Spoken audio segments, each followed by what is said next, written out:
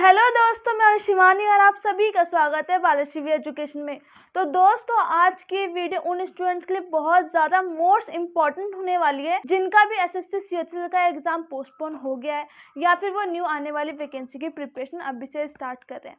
क्योंकि आज के इस वीडियो में आपको एक ऐसी मोस्ट इम्पॉर्टेंट स्ट्रेटजी शेयर करूँगी जो कि आपने कभी नहीं सुनी होगी, और यदि अगर आपने सुनी भी होगी तो कभी भी उस पर फोकस नहीं किया होगा।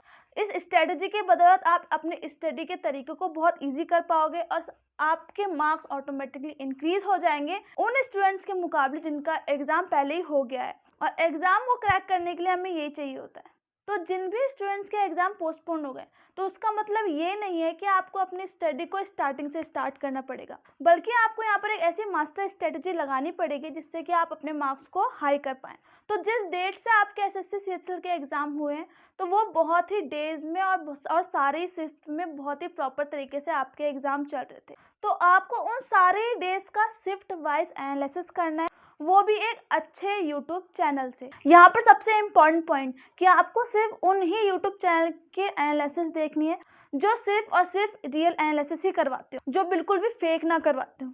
और यहाँ पर आपको ही पता है कि कौन सा ऐसा यूट्यूब चैनल है जो रियल करवाता है और कौन सा फेक करवाता है। मैं यहाँ पर किसी का भी नाम नहीं लूँगी, आप अपने अकॉर्डिंग इसे डिसाइड कर सकते हैं। जब आपको एक दो यूट्यूब चैनल के नाम ऐसे पता चल गए जो रियल एनालिसिस करवाते हैं, तो आपको स्टार्टिंग से, जब से आपके एग्ज़ाम शुरू हुए थे, आपको उस स्टार्टिंग डेट से आपको शिफ्ट वाइज एनालिसिस करना है। मैं अब आपको बताती हूँ कि आपको इस एनालिसिस करते वक्त आपको किन किन पॉइंट पर फोकस करना बहुत ज़्यादा इंपॉर्टेंट है कि यदि अगर आप अपने मार्क्स को इंक्रीज़ करना चाहते हो उन स्टूडेंट से जिनके एग्ज़ाम पहले से हो गए हैं। तो सबसे पहले आपको कॉपी में फर्स्ट एग्ज़ाम डेट और शिफ्ट फर्स्ट लिखना है। फिर आपको ये देखना है कि ये जो क्वेश्चन जो एनालिसिस में बताया जा रहा है वो आपको आ रहे हैं कि नहीं आ रहे।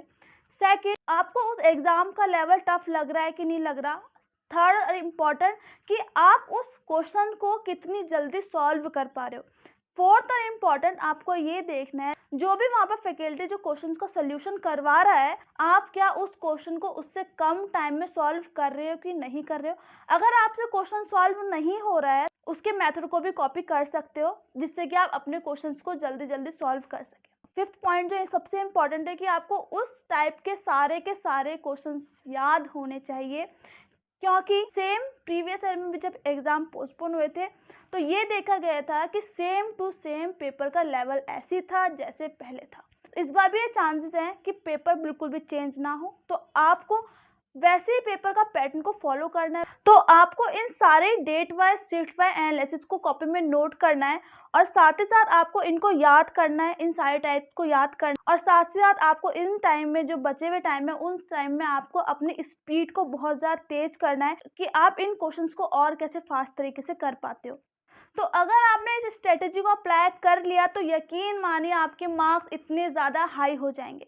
तो अगर आपको मेरे पे ट्रस्ट नहीं होता है तो आप अपनी स्ट्रेटजी पे इसको ट्राई कर सकते हैं, एक बार अप्लाई करके भी देख सकते हैं, फिर आप ये देखना है कि आपके कैसे रिजल्ट आते हैं। मिलते हैं जल्दी नेक्स्ट वीडियो में, तब तक के नमस्कार।